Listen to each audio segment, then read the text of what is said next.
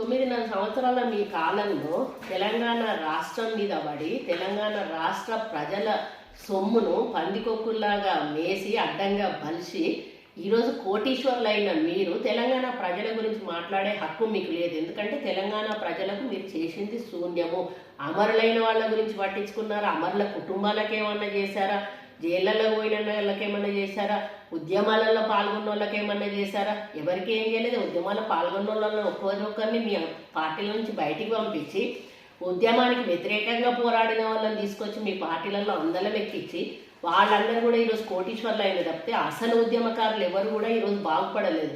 అటువంటి పరిపాలన మీరు అందించి అడ్డంగా ప్రజాస్వామ్యను దోచుకొని తిని ఈరోజు దొంగల్లాగా తిన్నారు కాబట్టి ప్రజలు మిమ్మల్ని బయటికి పంపించి మమ్మల్ని ఈరోజు అధికారంలోకి తీసుకొచ్చారు. కాబట్టి ఇది గమనించి మాట్లాడితే బాగుంటుందని కేటీఆర్ గారికి హెచ్చరిస్తాను.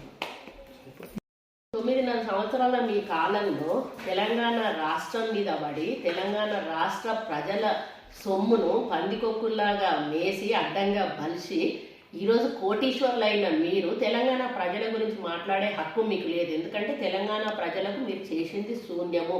అమరులైన వాళ్ళ గురించి పట్టించుకున్నారా? అమరుల కుటుంబాలకు ఏమన్నా చేశారా? జైళ్ళలో పోయిన వాళ్ళకి ఏమన్నా చేశారా?